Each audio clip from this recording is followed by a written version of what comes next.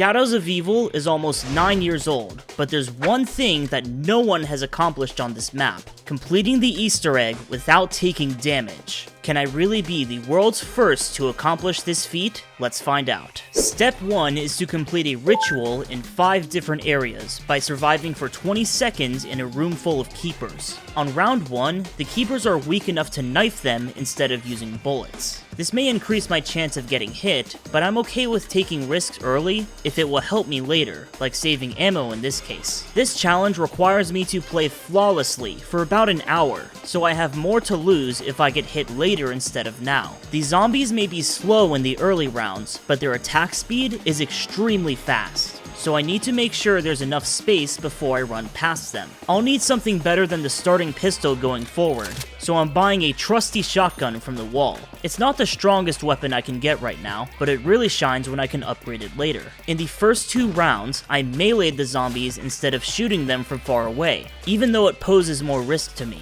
This is because I got a double points power up on both rounds, and wanted to make the most of that. Maximizing my points early will allow me to finish the Easter egg before the zombies get too strong, although my playstyle will become more conservative as the stakes keep rising. Let's get the second ritual going. The base KRM is just enough to protect me here, though it's not as consistent when you fire it from the hip. If a zombie enters the ritual room, I have to curve around and avoid it instead of shooting. I leave 2 zombies alive at the end of each round to prevent the last one from sprinting at me. I need to leave the room before the Margwa spawns, or else the remaining zombies could hit me on the way out. The cool thing about Margwas is the points I get for shooting their heads. The not cool thing is the parasites they spawn. Parasites are the most difficult enemies to avoid, and probably the reason why no one has beaten this challenge. They're really dangerous, because they can fly out of shotgun range and hit me with projectiles. I need to nip these the second they spawn in, or else they'll get me when I'm focused on the Margwa.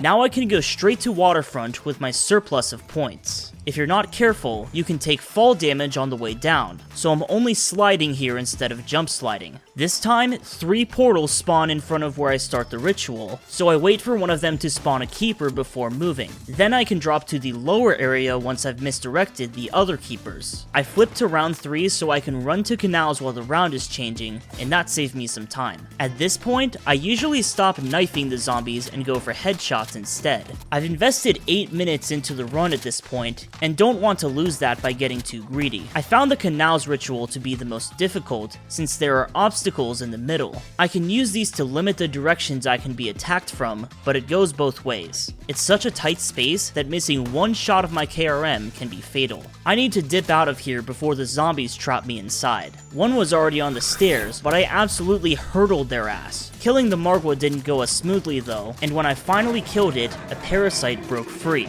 So I found a nearby car and used it as cover to reload, then jumped out to finish it. The final ritual takes place in the rift. Compared to the other 4 areas, I have a ton of open space here, so we'll be setting up shop when I don't need to be anywhere else. During the ritual, wall running is safer than being on the ground, so I wait until one keeper jumps over, then shoot the other while I'm on the wall. With all 5 rituals complete, there's still one more Margwa I need to deal with, but the amount of open space makes it easy peasy. Since I have enough points, I should totally pack a punch my shotgun, right? But once again, I'll make a long-term investment instead. These points will open the upper levels of the map, where I'll find the fuses I need to activate the Civil Protector. I can also grab the rocket shield parts while I'm here, and then use the tram to find symbols for the next step of the Easter egg. That's 3 errands done in one go, before the zombies start running on round 4. It's finally time for phase 2, building and upgrading the apotheon sword. To build it, I need to place this egg on each statue and get about 10 kills nearby. When I had used beast mode to unlock everything in the rift, I also teleported to canals and unlocked double tap. This perk is the first step to increasing my power so I can handle the upcoming rounds. However, I can only reach double tap through this narrow passageway that I have to backtrack through to get out. So instead, I used my gobblegum to teleport somewhere else.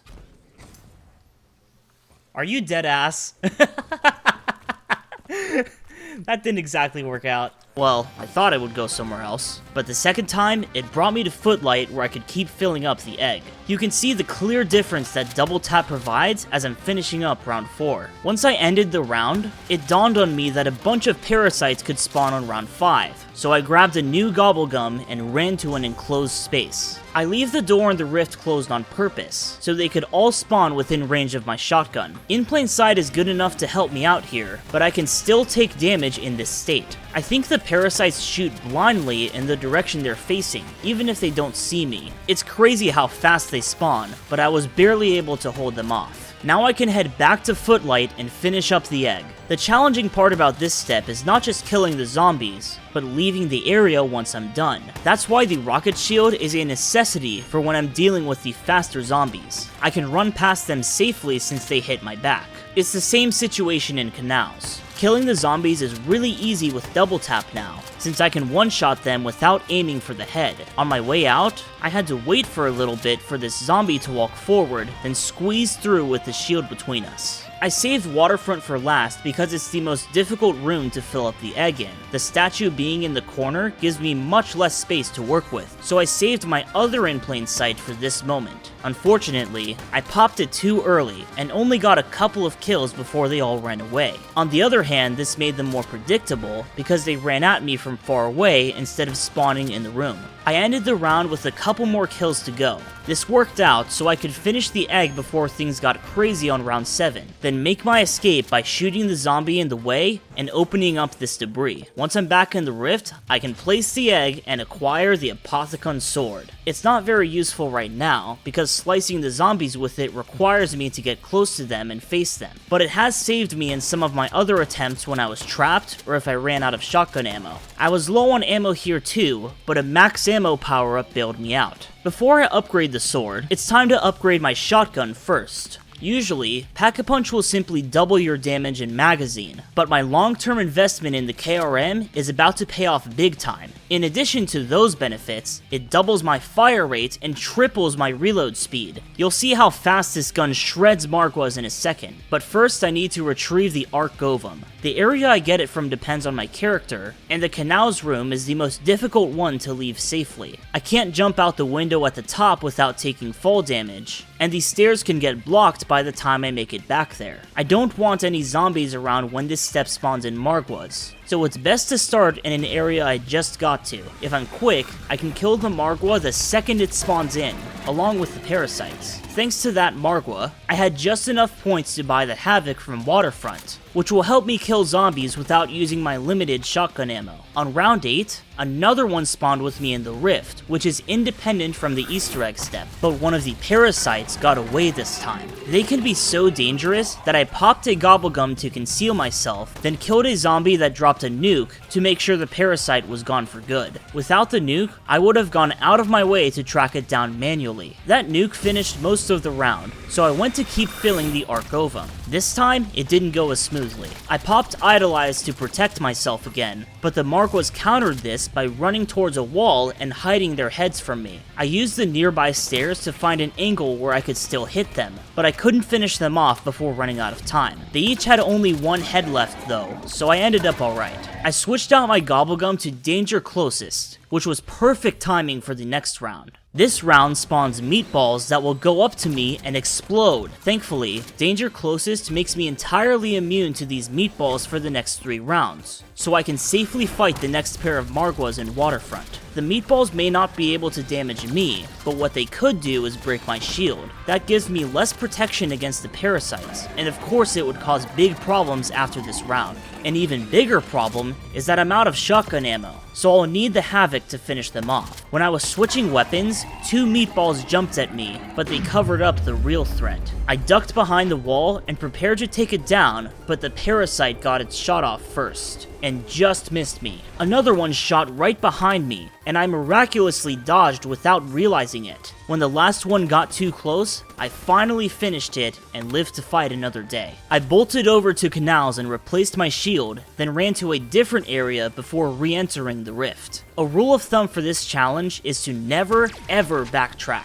Since a zombie jumped up from the canal, there were likely more down there that could have hit me. Danger Closest may be really strong, especially for this challenge, but the downside is it gives me no help against the regular zombies. Every round I take to finish this Easter egg, the zombies get faster and stronger. It's manageable in round 10, but it won't be for long. Once I clean up the last of these Margwas, I can finally upgrade the sword. This wasn't a great start, so I ducked into an alleyway to hide from the parasites. I killed one Margwa here and brought the other with me to the rift, since the parasites won't follow me through portals. But this time, another one got away and flew into the upper level. I had to hit a Steph Curry jump shot to deal with it. After killing my 11th Margwa this match, I finally upgraded the sword, and almost got ambushed on my way out. Playing as Jackie Vincent isn't doing me any favors here. I predicted that a second zombie might show up around the corner, and it turns out I was right. If I turned the corner without that foresight, all my work could have been for nothing. Against all odds, I've made it to phase 3,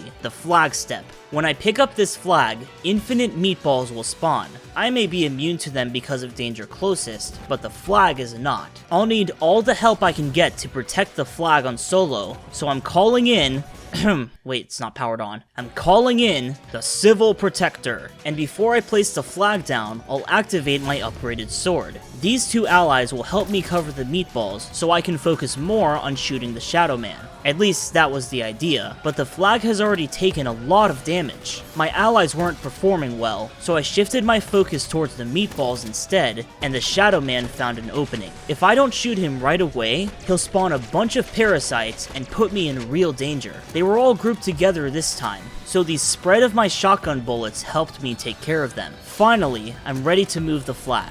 That was the first out of 8 times I need to place it in order to beat this step. My sword will wear off before I place it the second time, but this spot is easier to defend since I can see the meatballs from farther away. If the flag breaks, I have to survive another round of zombies, and my gobblegum gets closer to wearing off. It was only a hit or two away from breaking, but my shotgun thrives in dealing with close calls like this one. The second time I pick up the flag, purple rings will appear on the ground that can damage me. I have to squeeze through this tight space and bring the flag to the ritual room.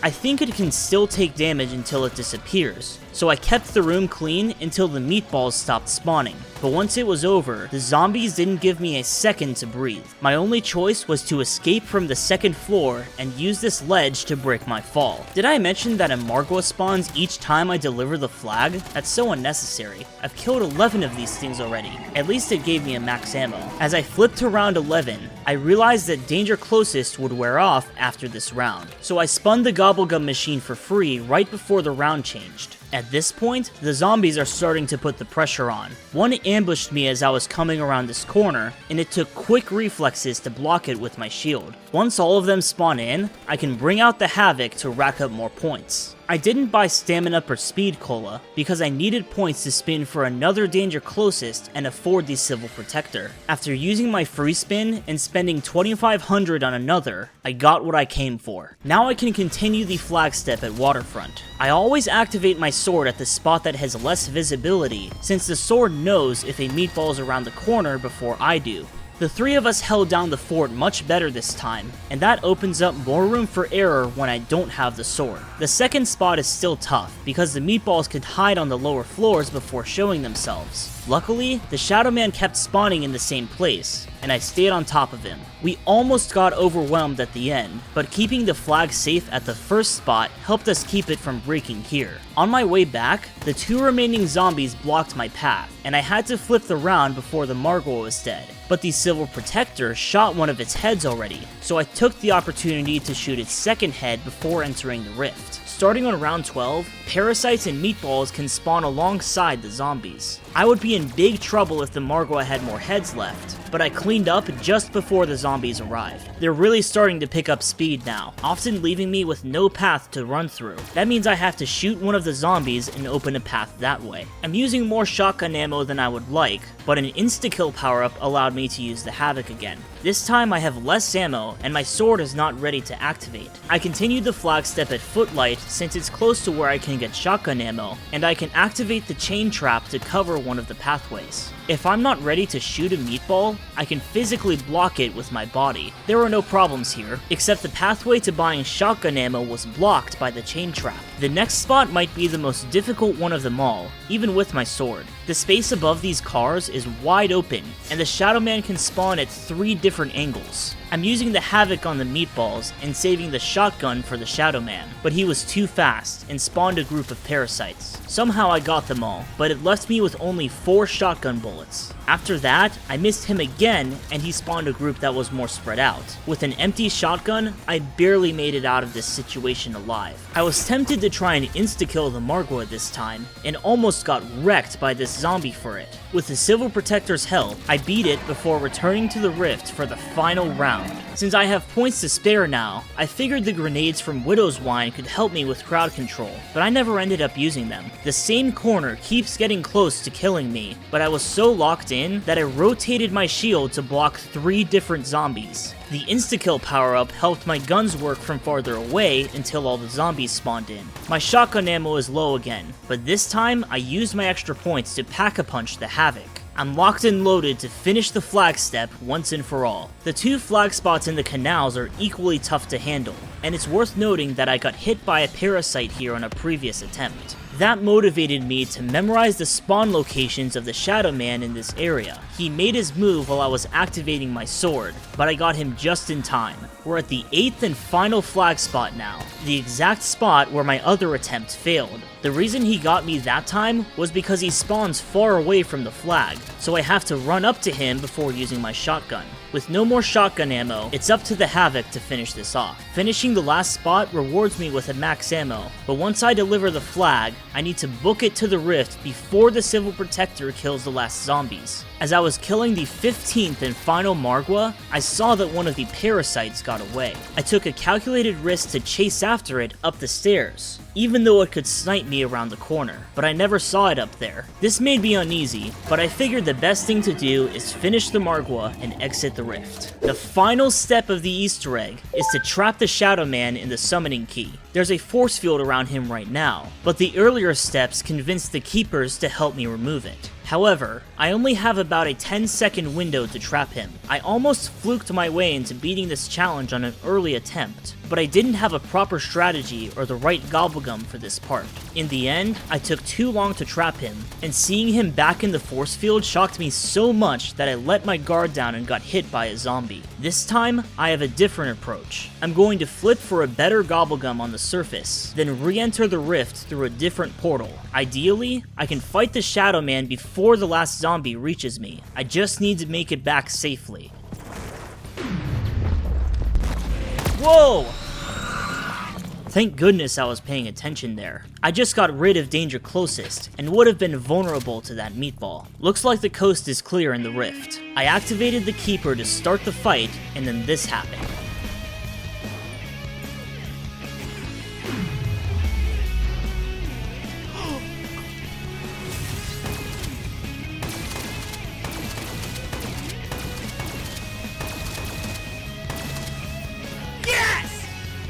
Let's go!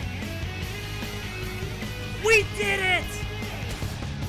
We did it, finally! I was that close to losing it all at the very end, but this is how I became the world's first player to beat Shadows of Evil without taking damage. Let me know which map I should try this challenge on next, and I'll see you guys next time.